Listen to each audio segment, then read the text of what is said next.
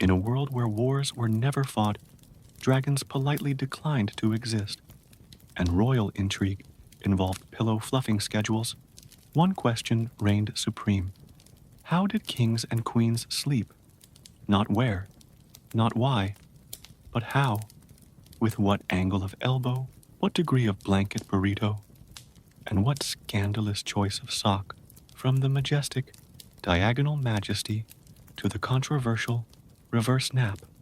This is the story of monarchs who ruled not by sword, but by snore. So fluff your pillow, silence your scrolls, and prepare to be gently bored into blissful oblivion. Because in this kingdom, bedtime isn't just a routine, it's a royal decree. If you've made it this far without nodding off, congratulations, you're either a true insomniac or a royal historian in disguise. Don't forget to like, subscribe, and leave a comment telling us where you are re-watching from, whether it's a velvet-draped throne room, a peasant's haystack, or your cousin's couch that smells faintly of medieval cheese. Your location may not affect the plot, but it will mildly amuse the royal scribes.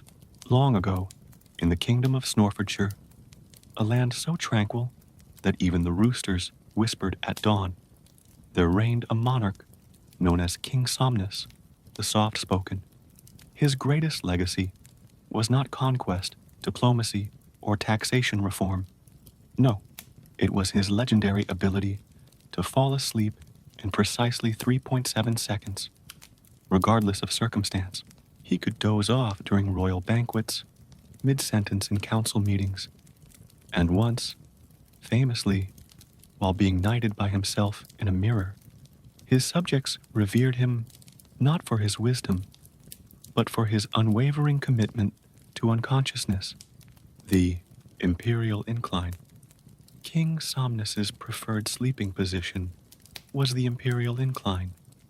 Head tilted at a 17-degree angle, 3 velvet pillows stacked like a bureaucratic pyramid. One embroidered with the phrase, "Nap is nobility feat," elevated on a footstool carved from the wood of a tree that once yawned. This position was so precise that his royal sleep attendants used a protractor and a spirit level to ensure nightly accuracy. One misalignment, and the king would wake up grumpy, which in his case meant blinking twice instead of once. The royal sleep log, his court scribes, desperate for something to document, began recording his nightly movements. A typical entry read, "At the stroke of midnight, His Majesty's left foot twitched. We suspect dreams of roast duck." Another noted, "His snore harmonized with the wind. The palace choir is considering a duet." These logs were later compiled into a 12-volume series titled The Chronicles of the Royal Snooze, which was banned in 5 kingdoms for being too effective at inducing sleep. The philosophy of Sleep King Somnus believed that sleep was the highest form of diplomacy.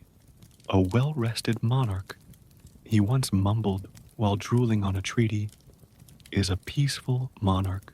His foreign policy consisted entirely of naps, and his army was trained in synchronized yawning.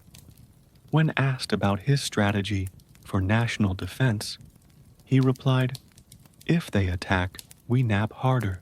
In the neighboring kingdom of Dosington, where yawns were considered polite greetings and bedtime was a national sport, there reigned Queen Hypnea, the Angled, a monarch whose sleep position baffled scholars, architects, and one particularly confused llama, unlike her husband, King Somnus, who favored the predictable imperial incline.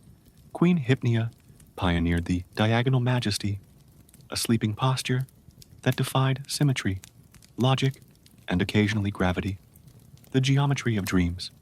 The diagonal majesty required a mattress positioned at a 37.5 angle to the room's northeast corner. one pillow under the left knee, one under the right ear, and one floating mysteriously nearby. A blanket folded into a parallelogram and tucked using the Fibonacci sequence. A footman trained in trigonometry to ensure nightly compliance. Her chambermaids often wept softly while preparing the bed, whispering, "She dreams in rhombuses." The royal bed. The tilted throne. Queen Hypnia's bed was custom built by Sir Slantington, the kingdom's most confused carpenter. It featured asymmetrical headboards, a rotating base powered by gentle sighs, a built-in compass that beeped when she was aligned with the stars. The bed once rotated so dramatically during a thunderstorm that she woke up in the conservatory, wrapped in curtains and spooning a fern named Gerald, the sleep of legends. Despite the complexity, Queen Hypnia's sleep was legendary. Birds nested in her hair. Mice held candlelit vigils near her slippers. One bard wrote, "She sleeps not as mortals do, but as angels dream, crooked, majestic, and mildly confusing." Her dreams were said to be so serene that she once slept through a royal wedding, a minor revolution, and a surprise visit from the Duke of Snuggleton, who left disappointed but well-rested. The philosophical implications. Scholars debated the deeper meaning of her diagonal slumber. Was it a metaphor for the unpredictability of monarchy, a rebellion against linear thinking, or simply a woman who liked her toes pointing toward the fireplace? The answer, as Queen Hypnia once mumbled in her sleep, was, "Because straight lines are boring." In the year 1432, the Kingdom of Snorovia and the Empire of Dosington found themselves on the brink of war, not over land, gold, or honor, but over pillow stuffing. It began innocently enough. Queen Drauselina of Snorovia, a woman known for her impeccable taste in bedtime accessories and her ability to fall asleep mid-curtsy, declared that only left-winged swan feathers were suitable for royal pillows. "Right-winged feathers," she proclaimed, "poke the soul." This declaration sent shockwaves through the neighboring empire, where King Napoleon the Fluffed had long championed right-winged goose down as the superior stuffing. "Left-winged feathers," he scoffed, "are for amateurs and ducks. The great feather." Debate. Royal advisors gathered in candlelit chambers to debate. Left-winged swan down, ethereal, poetic, slightly judgmental. Right-winged goose down, robust, patriotic, mildly crunchy mixed stuffing, controversial, chaotic, and prone to existential crises. Scrolls were written, feathers were fluffed. One diplomat accidentally sneezed on a treaty and was exiled to the linen closet, the Pillow Summit. To avoid war, both monarchs agreed to meet at the Pillow Summit of 1432, held in the neutral territory of Napshire. The summit featured a round table made entirely of mattress springs, delegates seated on beanbags embroidered with passive-aggressive slogans, a ceremonial nap before negotiations began. Queen Drauselina arrived, wrapped in a blanket of left-winged swan feathers, while King Napoleon wore a cape made of right-winged goose down. Tensions were high, allergies were higher.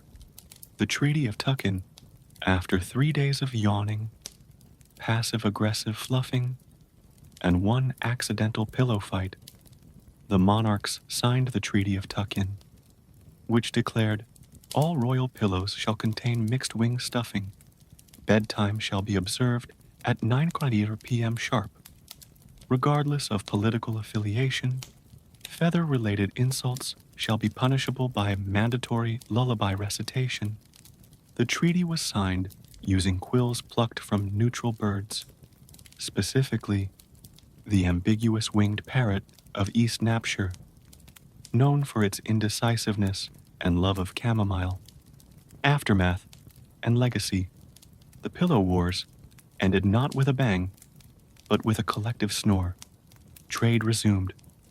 Feathers flew peacefully, and Queen Drauselina and King Napoleon were later spotted sharing a nap under a bipartisan duvet. Historians now regard the Pillow Wars as the softest conflict in recorded history, second only to the Great Pajama Parade of 1887. As the art of royal slumber reached dizzying heights of complexity, monarchs began to realize that sleeping like nobility required more than just a soft mattress and a vague sense of entitlement. Thus emerged a new figure in the royal court, the sleep coach. And not just any sleep coach. Enter Sir Doze-a-Lot, Knight of the Order of the Pillow, Duke of Drowsiness, and the only man to ever sleep through his own knighting ceremony. The rise of Sir Doze-a-Lot. Sir Doze-a-Lot was discovered napping under a banquet table during Queen Hypnia's 40th birthday celebration. When asked why he was there, he replied, "I sensed a draft and followed it to destiny." Impressed by his commitment to comfort, the Queen appointed him royal slumber strategist. His duties included designing sleep schedules based on moon phases and marmot migration, whispering lullabies in Latin to anxious nobles, conducting bedtime drills involving synchronized yawning and blanket origami. He once held a seminar titled The 8 Pillars of Sleep: fluff, fold, faint, forget, float, fidget, fade, and fudge. No one understood it, but everyone slept better afterward. The reverse nap technique. Sir Doze-a-Lot's most controversial invention was the reverse nap. Sleep standing up, eyes open, humming lullabies backward, wearing socks on hands for thermal confusion. This method was said to confuse the brain into thinking it was awake, thereby tricking it into deeper sleep. Results varied. One duke achieved enlightenment. Another mistook a suit of armor for his wife. The sleep retreat of 1445. In 1445, Sir Doze-a-Lot hosted the first ever royal sleep retreat, held in a cave lined with velvet and scented with faint disappointment.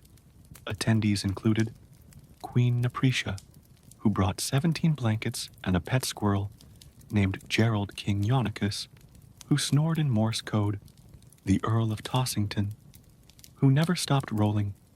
Activities included guided snoring meditations, pillow jousting, nonviolent, dream journaling with invisible ink. The retreat ended with a group nap so powerful it caused a minor earthquake and a spontaneous poetry reading by a nearby tree. Legacy and Pillow Prints. Sir Doze-a-Lot's teachings were compiled into a scroll titled The Sleep Codex, Volume 1, the only volume. It was banned in 3 kingdoms for being too effective and dangerously cozy. He retired to a hammock suspended between 2 slow-moving turtles and was last seen mumbling, "Sleep is the answer." What was the question? Before the invention of electricity, or even the mildly judgmental lantern, royal bedrooms were lit by candles, lots of candles. King Insomnius the Restless, ruler of the kingdom of Flickeria, believed that sleep required ambiance, and ambiance required fire hazards. He insisted on sleeping with 47 candles lit around his bed, not for warmth, not for light, but because he believed the flickering flames whispered lullabies in Morse code. The flame. Philosophy king Insomnius claimed shadows were emotional companions. Candlelight soothed his inner turbulence. Wax drips were messages from the dream realm. His royal sleep chamber was so bright, birds mistook it for sunrise, and began their morning songs at midnight. One owl filed a formal complaint. The bed of blazes, his bed, known as the pyro pillow throne, featured a headboard carved from scorched mahogany, a mattress stuffed with flame-retardant goose, down a fireproof canopy embroidered with the phrase, "Sleep bright, rule right."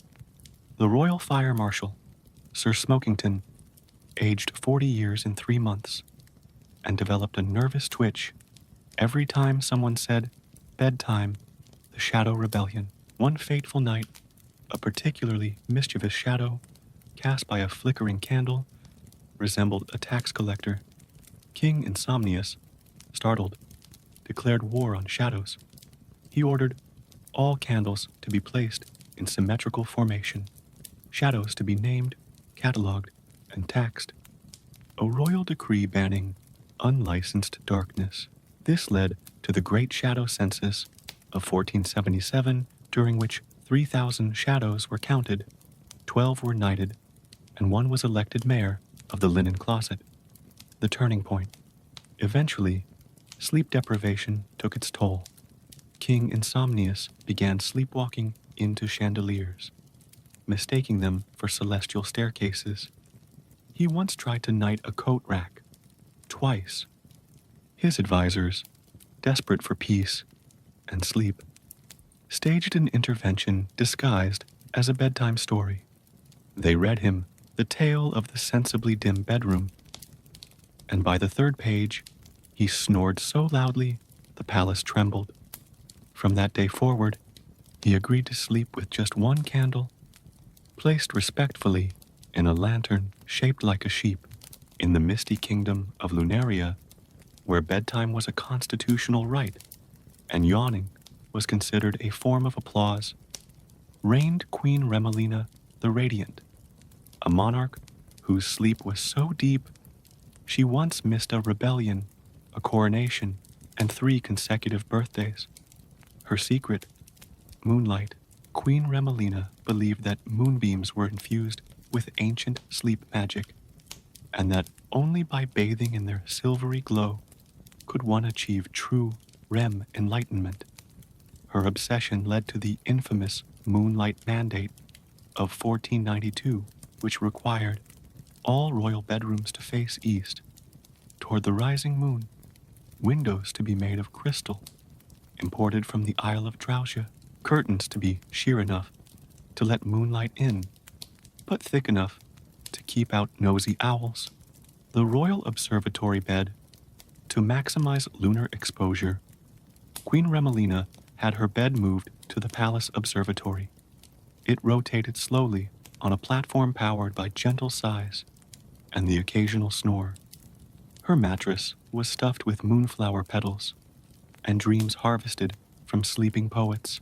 Her sleep attendants wore robes embroidered with constellations and carried telescopes, not to study the stars, but to ensure the moon was emotionally aligned with the queen's aura. The Moonlight Ritual.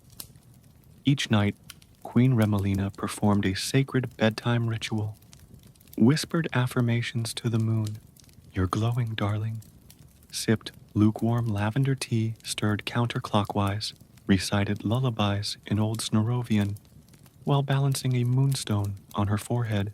If the moon was obscured by clouds, she refused to sleep and instead held emergency nap councils, during which nobles debated whether candlelight could be considered moon-adjacent. The lunar sleep logs. Her sleep was so profound that scribes began documenting her dreams, which included flying on a giant pillow across a sky made of marshmallows, negotiating peace treaties with talking sheep, attending a royal ball where everyone wore pajamas and danced in slow motion. These logs were compiled into a scroll titled Moonlight Musings, the Remelina Chronicles, which was later used as a sleep aid in 14 kingdoms and one particularly noisy bakery. The legacy of the mandate. Though controversial, the Moonlight Mandate ushered in a golden age of sleep architecture. Nobles redesigned their homes with moon-facing balconies, and one duke built a rotating bedroom that accidentally flung him into a hedge. Queen Remelina's devotion to lunar slumber became legend. To this day, children in Lunaria are told, sleep well and face the moon, or risk dreaming of taxes. In the year 1589, the kingdom of Snuggleston faced its greatest crisis. Not famine, not invasion, but pajamas. It began when King Buttonsworth the Cozy, a monarch known for his love of bedtime fashion and his tendency to host royal banquets in flannel, issued a decree. Henceforth, all royal pajamas shall feature buttons. Drawstrings are hereby declared uncouth and dangerously casual. This declaration sent shockwaves through the palace. Nobles gasped. Tailors fainted. One duchess dramatically tore off her drawstring trousers and stormed into the moat. The Great Pajama Debate. The royal court split into two factions: the buttonists, advocates of structure, symmetry, and the satisfying click of fastening; the stringists, champions of comfort, flexibility, and the noble art of tying knots while half asleep. Arguments erupted in the halls of Parliament. One lord claimed buttons were a choking hazard to dreams. Another countered that drawstrings were an insult to bedtime dignity. A pillow was thrown. A slipper was slapped. The royal cat took sides, stringist. The pajama parade to settle the dispute. King Buttonsworth organized the first annual pajama parade, where nobles strutted down a velvet runway in their finest sleepwear. Highlights included the Countess of Comfyshire in a onesie made of cloud-patterned silk, Sir Snoozington in a robe so long it required 2 footmen to carry the train, the Duke of Drowsia in nothing but a monocle and a blanket. Scandalous, yet breezy. The parade ended in chaos when a rogue drawstring snapped mid-yawn, causing a domino effect of tripping dukes and one accidental nap pile. The compromise decree. After much snoring and sulking, a compromise was reached. Pajamas must include at least 1 button and 1 drawstring. Symbolizing unity, nightcaps were declared optional, but encouraged for dramatic flair.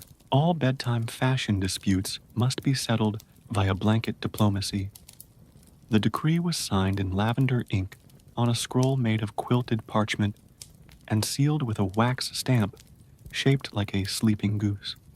Legacy of the protocol. The pajama protocol became a cornerstone of royal etiquette. To this day, bedtime fashion in Snuggleston is governed by the sacred rule: balance thy buttons and strings, lest thy dreams unravel. King Buttonsworth retired shortly after, claiming he had nothing left to fasten. He was last seen wandering the palace in a robe made entirely of socks, whispering, "Comfort is power." In the tranquil kingdom of Woolminster, where bedtime was a civic duty and yawning was taxed as a luxury, the royal family took sleep so seriously that they institutionalized the ancient art of counting sheep. It began with King Snoozeford the Methodical, a ruler who believed that every citizen deserved a personalized flock of dream sheep. He declared that counting sheep was not just a sleep aid, it was a national ritual. Thus was born the counting sheep census of 1511, a bureaucratic marvel that catalogued every sheep in the kingdom by name, e.g., Sir Fluffington, Lady Baba, Count Wolbert, bounce height, dream compatibility rating, preferred jumping arc, the Royal Sheep Registry.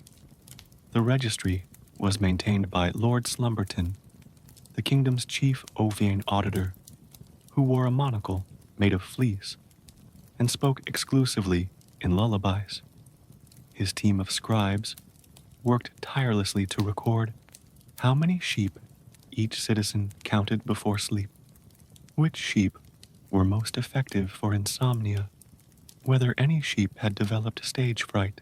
One sheep, Baba 247, was found to be jumping in reverse and was sent to remedial leaping school.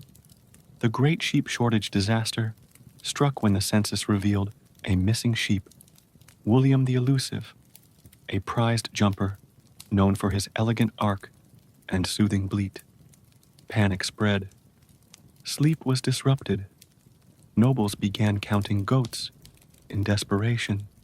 Queen Nepresia issued a royal decree: no noble shall count goats unless they wear sheep costumes and bleat convincingly. A search party was dispatched, consisting of 2 shepherds, 1 bard with a lullaby flute, a sniffer dog trained to detect drowsiness. William was eventually found napping in the royal pantry, curled up beside a wheel of cheese named Reginald. The dream audit to prevent future crises. King Snoozeford ordered a dream audit, where accountants reviewed citizens' sleep logs to ensure proper sheep usage. Findings included 1 duke who counted the same sheep 42 times, a baron who counted sheep alphabetically, a jester who counted sheep backwards and accidentally summoned a nap demon. It just wanted a hug. The audit concluded that dreams were mostly fluffy, occasionally existential, and recommended mandatory nap breaks during tax season. Legacy of the census. The counting sheep census became an annual tradition. Today, Woolminster celebrates Sheep Appreciation Week, featuring competitive leaping tournaments, wool-themed poetry slams, a parade led by William, now knighted as Sir Snooze-a-lot. And so, the kingdom slept soundly once more, each citizen tucked in with their assigned sheep, their dreams gently herded into the land of Nod. In the plush kingdom of Featherdownia, where bedtime was a sacred rite and mattresses were treated like minor deities, there lived King Snoozeford the Plush, a ruler obsessed with softness. His quest to create the ultimate bed, a mattress so luxurious, so transcendent, it would cradle his royal body into eternal napdom. Thus was born the Mattress of Destiny, the ingredients of legend, commissioned from the finest sleep artisans in the realm.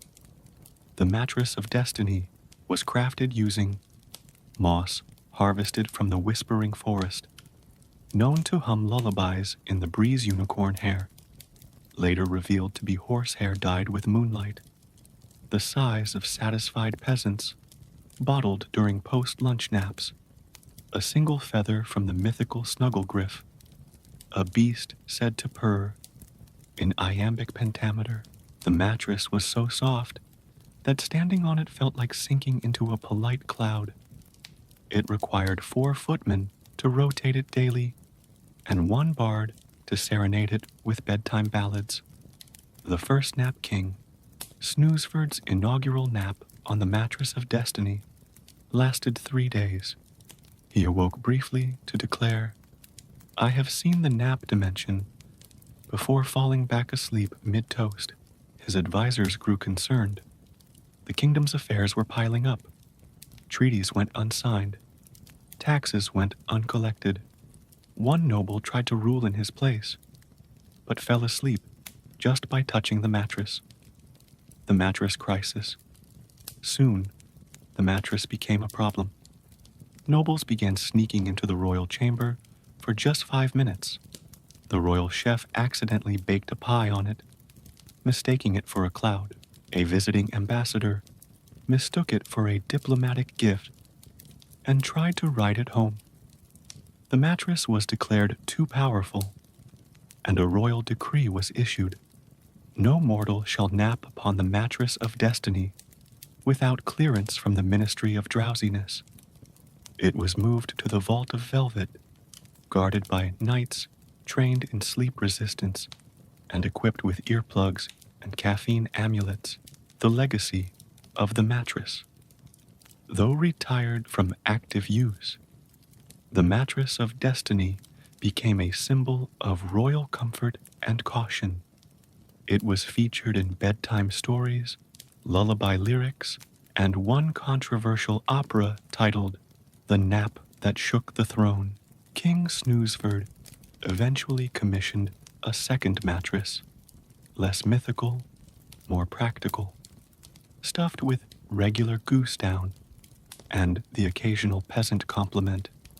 He was last seen reclining on it, whispering, "Destiny is soft, but reality is firmer." In the frost-kissed kingdom of Snugglehaven, where bedtime was legally protected and blanket theft was punishable by tickling, reigned Queen Napretia, the Swaddled, a monarch whose devotion to sleep was rivaled only by her obsession with blanket layering. Her signature sleeping position was known throughout the realm as the Royal Burrito, a technique involving 17 blankets, 2-foot warmers, and a ceremonial tuck performed by 3 synchronized chambermaids, the wrapping ritual. Each night, Queen Napretia's bedtime routine unfolded like a sacred dance. She lay diagonally across her mattress, arms at precisely 42 degree angles. Her attendants began the blanket cascade, layering each quilt with whispered affirmations. The final blanket, embroidered with the phrase, "I am warm, I am powerful, I am horizontal," was tucked with a flourish and sealed with a royal yawn.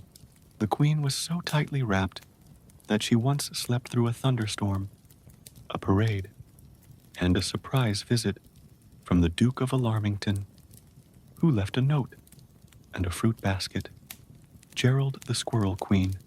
Napretia's sleep chamber was also home to Gerald, a squirrel who wandered in one winter and never left.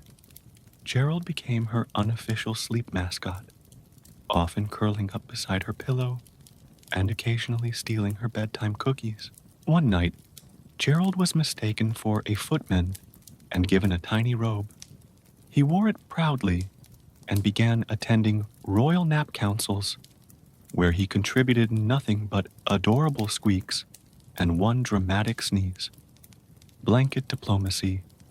Queen Napretia's love of blankets extended to foreign policy. She once resolved a border dispute by gifting rival monarchs with personalized quilts. Her blanket diplomacy doctrine stated, "No war shall be waged while toes are warm. Peace is best negotiated under a weighted blanket. All treaties must be signed while swaddled." Her most famous diplomatic success was the Treaty of Tuckington, signed during a joint nap with the King of Cozyshire. Both monarchs awoke, refreshed and slightly confused, but the treaty held. The legacy of the Burrito Queen. Napretia's royal burrito became a cultural phenomenon. Citizens began wrapping themselves in layers, and blanket fashion surged. One noble attempted a double burrito and was lost for 3 days in his own duvet.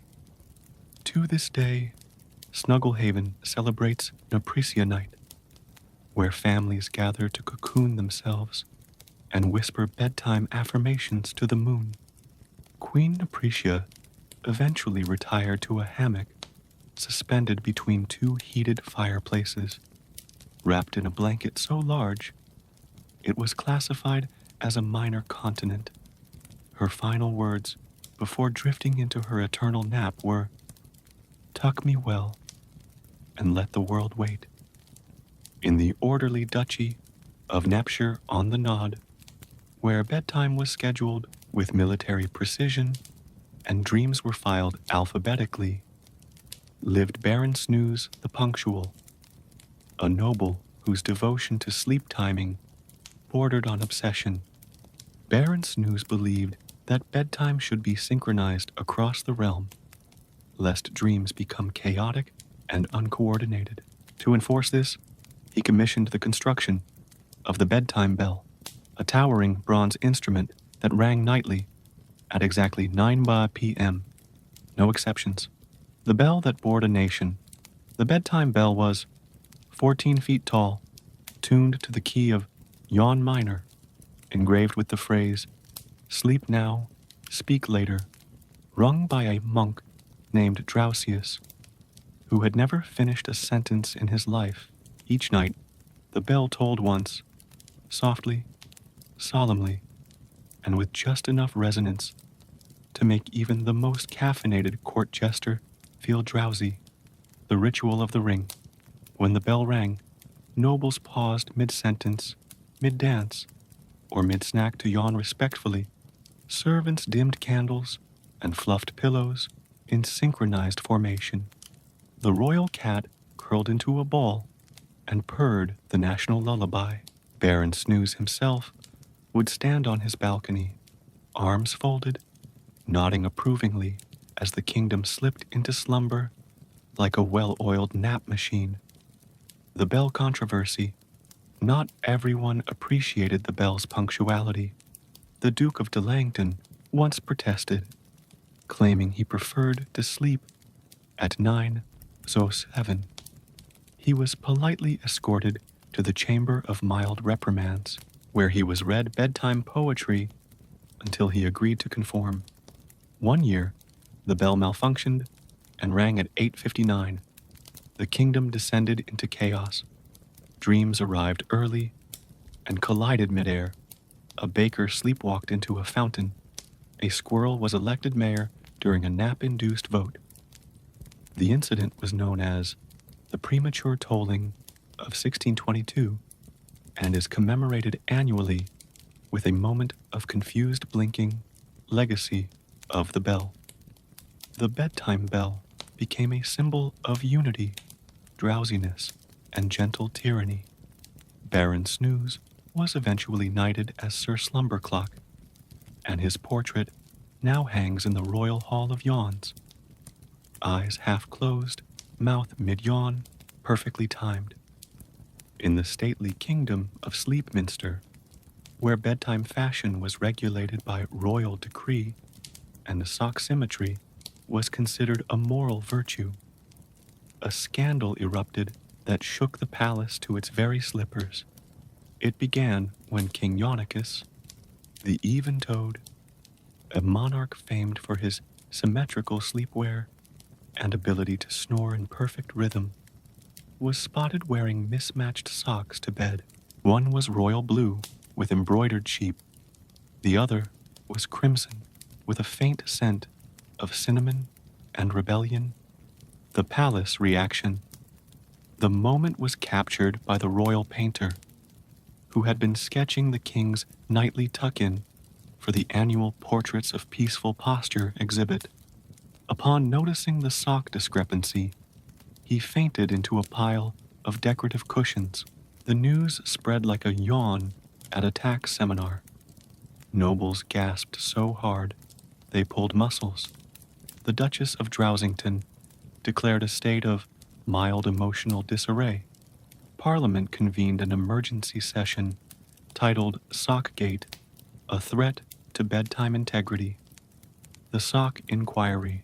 A formal investigation was launched, led by Sir Seamington, the Threadbare, a retired tailor turned sleep ethicist.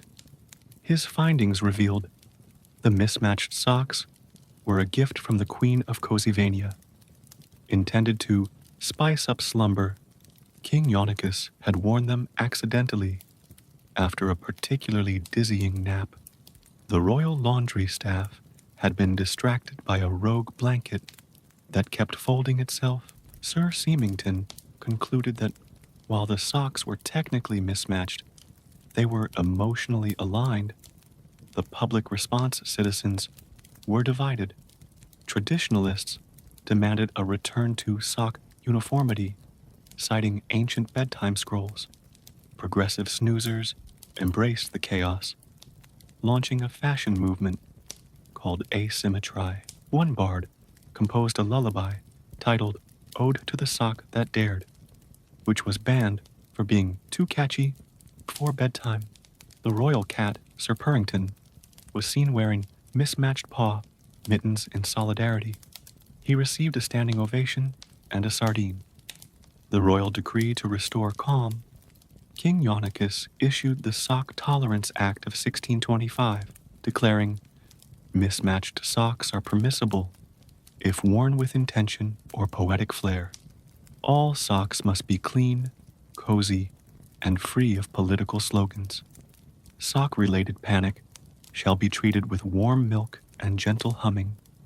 The decree was signed while the king wore one sock and one slipper, prompting a second wave of artistic confusion. Legacy of the scandal. The sock scandal became a bedtime legend.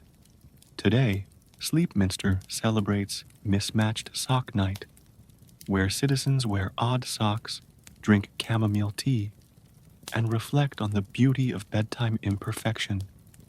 King Eunuchus continued to sleep peacefully, his feet wrapped in whatever socks destiny provided.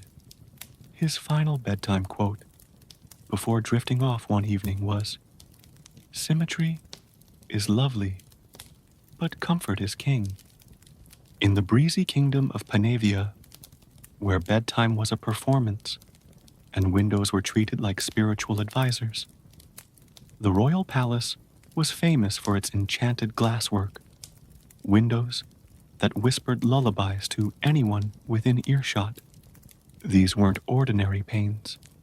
They were crafted by the legendary glazier, Sir Glimmerton the Muffled, who infused each window with a drop of moonlight, a sigh from a sleeping poet, and a feather from a bird that had never known stress.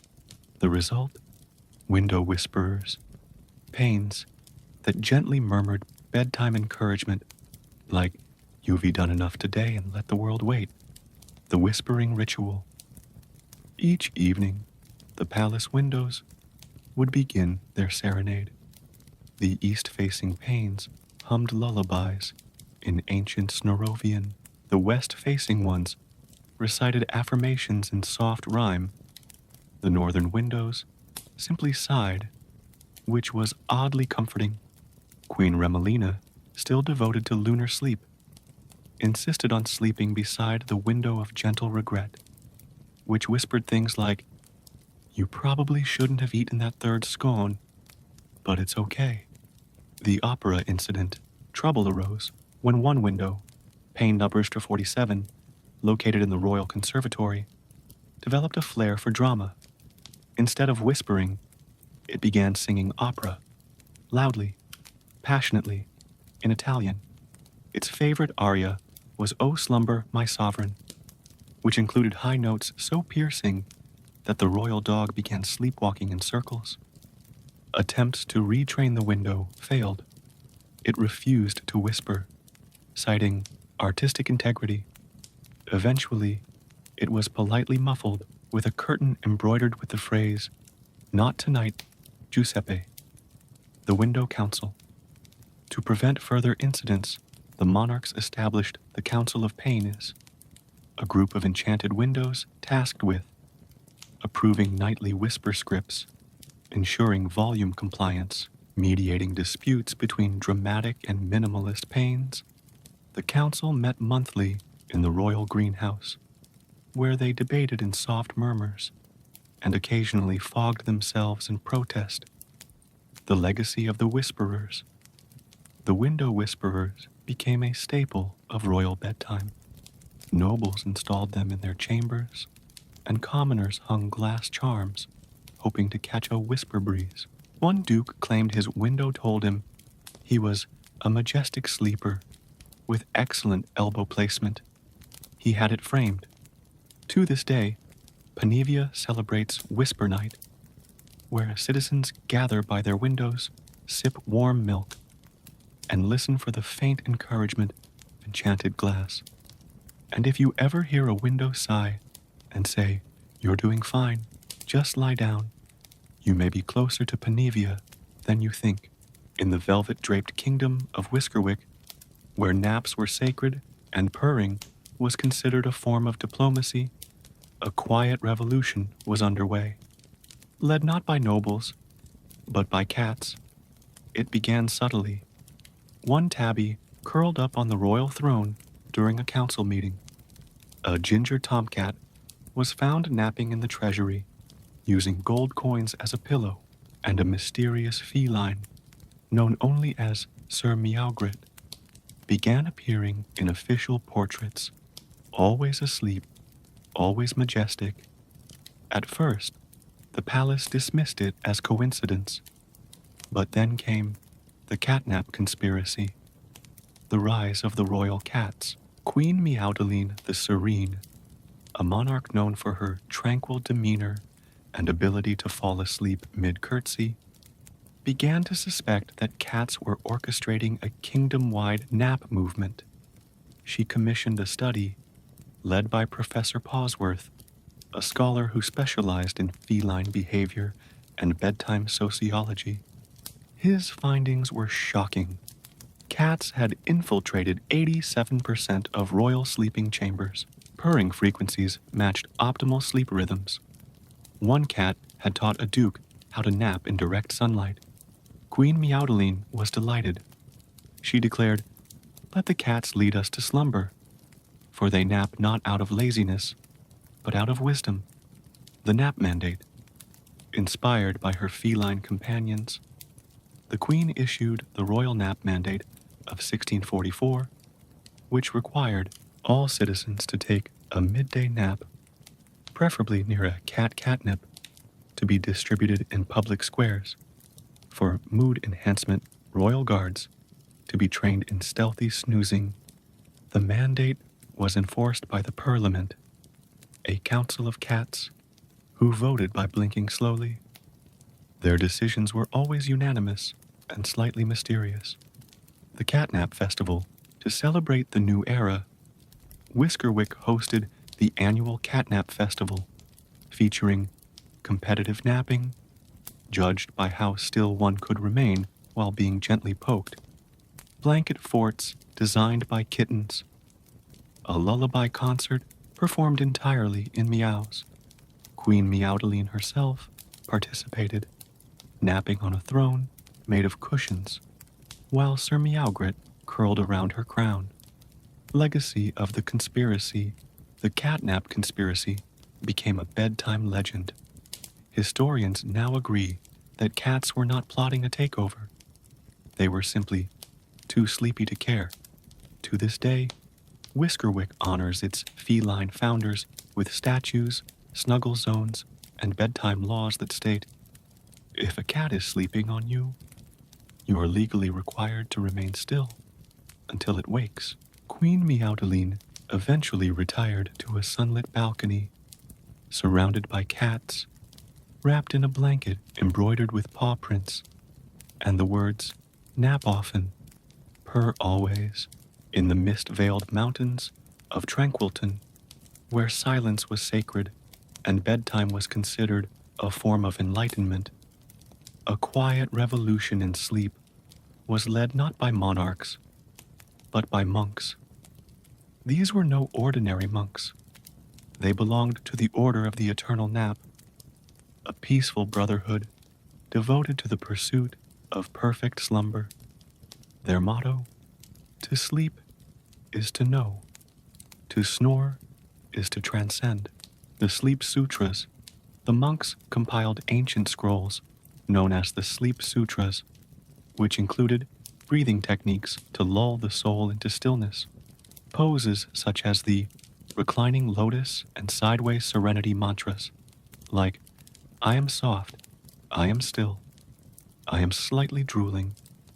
Their teachings spread across kingdoms, attracting nobles, peasants, and one confused goat who just liked the chanting.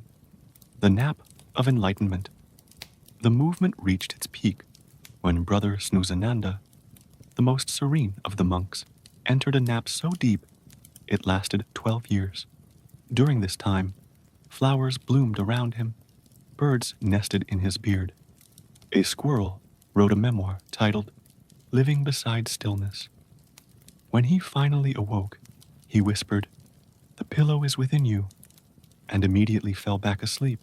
His nap was declared a miracle, and his mattress was canonized. Royal adoption, Queen Nepricha, ever the sleep enthusiast, invited the monks to her court. They taught her how to breathe like a breeze, how to meditate while wrapped in 17 blankets, how to forgive her enemies by imagining them as sleepy hedgehogs. She declared a national holiday, Zen's Day, where citizens were encouraged to nap in public parks, hum lullabies, and wear robes made of ethically sourced yarn. The legacy of the Order of the Eternal Nap, became legendary. Their teachings were inscribed on temple walls, bedtime scrolls, and one particularly cozy teapot. To this day, Tranquilton remains a pilgrimage site for sleep seekers. Visitors are greeted with warm milk, soft cushions, and the gentle reminder, "You are enough. Now lie down." And somewhere, deep in the monastery, Brother Snoozananda naps on, his dreams guiding the world toward peace, one snore at a time. In the cloud-soft kingdom of Downshire, where pillows were prized above gold and weather was measured in fluff density, the royal court relied not on barometers or wind vanes, but on feathers. The kingdom's chief meteorologist, Sir Fluffington the Breezy, was a man of great poise and questionable science.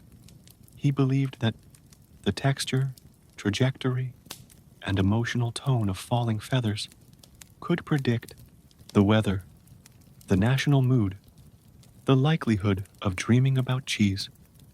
His forecasts were delivered daily from the Royal Pillow Tower, a structure made entirely of stacked cushions and one confused goose. The feather metrics.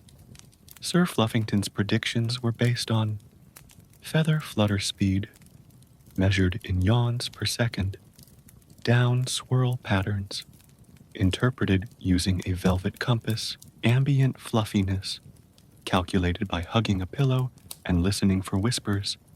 A typical forecast might read, "Today's dreams will be partly cloudy with a 40% chance of nostalgic regret.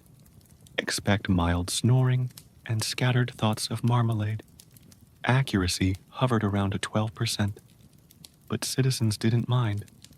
The forecasts were soothing, poetic, and occasionally scented with lavender.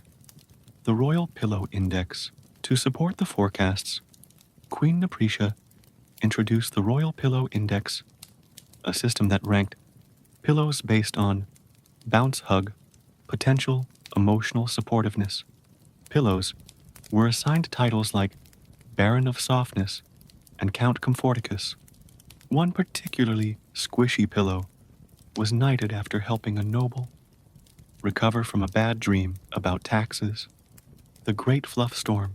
In 1651, Downshire experienced the Great Fluff Storm, when a shipment of enchanted goose down exploded mid-air, causing a blizzard of feathers. A nationwide nap, one bard to write a 47-verse lullaby titled "The Day the Sky Got Cozy." Sir Fluffington declared it the most emotionally fulfilling weather event of the century and promptly fell asleep on his forecast scroll. Legacy of the feather forecast. Though modern meteorology eventually arrived, with charts, maps, and people who stayed awake, the feather forecast remained a beloved tradition. To this day, Downshire celebrates Fluff Day, where citizens toss feathers into the air and interpret their dreams based on how they land. Sir Fluffington's final forecast, delivered moments before his retirement nap, read, "Tomorrow will be soft, possibly meaningful, definitely horizontal." And with that, he curled into a pillow, shaped like a cloud, and snored gently into legend. In the dairy-rich duchy of Moochester, where bedtime beverages were sacred and cows were considered minor deities, a crisis was brewing, literally, For centuries, the royal bedtime tradition involved sipping warm milk before sleep. It was believed to calm the nerves, soothe the soul, and mildly confuse the digestive system. But not everyone agreed. A growing faction of cold milkers, led by the outspoken Count Chillington, claimed that warm milk was a betrayal of the utter S intent, the dairy divide. The kingdom split into two camps: warm milkers, traditionalists who believed milk should be heated to precisely cozy temperature and served in mugs shaped like sleepy cows; cold milkers, rebels who preferred their milk chilled, crisp, and poured with dramatic flair. Tensions rose. Breakfasts became battlegrounds. One noble was caught microwaving milk in secret and sentenced to a week of lukewarm tea. The rebellion begins. The rebellion officially began when Count Chillington staged a protest called the Moo March, where hundreds of citizens paraded through the capital holding signs like "Cool cows, cooler dreams," "Heat is defeat," "Pasteurize peacefully." Queen Nepritia, ever the diplomat, attempted to mediate by offering lukewarm milk as a compromise. Both sides were horrified. The Dairy Summit, a summit, was held in the Royal Creamery, featuring milk tastings at various temperatures. A debate moderated by a cow named Mildred. She mooed neutrally. A nap intermission, during which several delegates snored in harmony. After hours of sipping, sighing, and lactose-induced introspection, a treaty was drafted. The Moochester Accord of 1666. The Moochester Accord. The accord declared, citizens may choose their milk temperature freely, provided they do not judge others' mugs. All milk must be served with a bedtime biscuit to promote unity. The national anthem shall be hummed softly while sipping, regardless of temperature. The treaty was signed with quills dipped in milk and sealed with a cow-shaped wax stamp. Legacy of the rebellion. The Warm Milk Rebellion became a bedtime legend. Moochester now celebrates Milk Harmony Day, where citizens gather to sip milk of all temperatures while listening to lullabies performed by dairy folk musicians. Count Chillington retired to a chilled hammock and was last seen sipping iced milk while reading the history of heated beverages. Queen Nepritia continued her warm milk tradition, occasionally raising her mug and whispering to peace and to pasteurization. In the ethereal empire of Slumberia, where foreign policy was conducted in pajamas and negotiations took place on mattresses, a new form of diplomacy emerged: dream-based negotiation. It was pioneered by Queen Remelina the Lucid, who believed that the best decisions were made while unconscious. Her theory: if you can't agree while dreaming of marshmallow clouds, you're not ready to rule. Thus began the age of the dream diplomats. Ambassadors trained to fall asleep on command, enter shared dreamscapes, and settle disputes with pillow-soft reasoning. The REM Embassy. The REM Embassy was built entirely of memory foam and scented with lavender. Inside, negotiation chambers were nap pods. Documents were dream journals. The national anthem was a lullaby hummed by a choir of yawning monks. Diplomats wore robes stitched with sleep symbols and carried snore scrolls, which recorded their dream-based agreements in invisible ink only visible during REM sleep. The Treaty of Pillowgrad. The most famous dream negotiation occurred during the Treaty of Pillowgrad, where Queen Remelina and the Sultan of Snoozistan resolved a centuries-old trade dispute over bedtime biscuits. The negotiation took place entirely inside a shared dream, facilitated by a dream conductor named Sir Doze-a-Lot, a nap orchestra playing ambient harp music, a cloud-shaped conference table that occasionally floated away in the dream. The queen rode a giant goose. The sultan wore a crown made of marshmallows. Both agreed to split the biscuit trade 50-50 and nap together under a treaty blanket. Upon waking, the treaty was signed with dream ink and sealed with a synchronized yawn. Training the dream envoys to become a dream diplomat, one had to master the art of lucid napping, pass the snore, synchronization exam, demonstrate the ability to negotiate while dreaming of cheese. One envoy famously resolved a border dispute by imagining both nations as neighboring pillow forts. The solution was so elegant, it was adopted in waking life. Legacy of the dream diplomats. Though controversial, dream diplomacy became a respected practice. Slumberia now hosts the annual Nap Summit, where leaders gather in hammocks to discuss global issues while sipping warm milk and wearing ceremonial eye masks. Queen Remelina, as final diplomatic act, was a dream in which all nations held hands and floated gently into a cloud. It was later adapted into a ballet titled The Treaty of Tranquility, and so the dream diplomats snored their way into history. Proof that sometimes the best way to solve a problem is to sleep on it. In the perfumed kingdom of Aromaria, where bedtime was a multisensory experience and pillow mists were considered sacred relics, the royal court upheld one unwavering rule. All sheets must smell of lavender. This decree, known as the Lavender Law, was passed by Queen Centessa the Serene, a monarch whose nose was so refined she could detect emotional unrest from a whiff of unwashed linen. Her philosophy was simple. If your sheets don't soothe you, your dreams will betray you. The origins of the law. The Lavender Law was born after Queen Centessa experienced a nightmare involving tax audits and soggy toast, both traced back to a rogue pillowcase that smelled faintly of mint.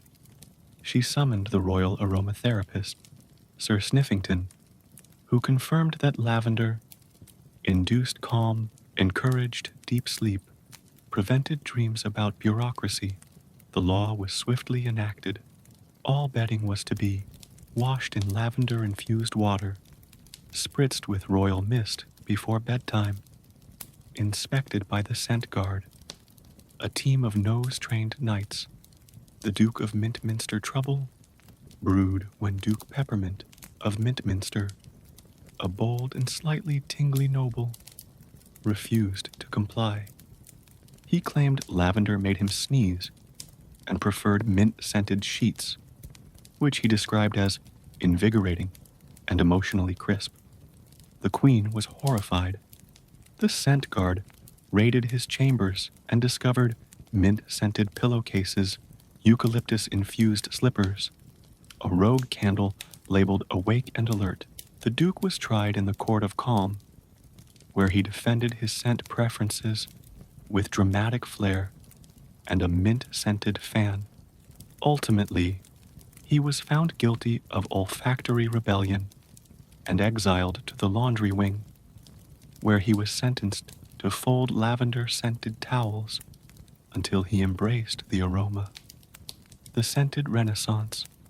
Following the scandal, Aromaria entered a golden age of bedtime fragrance.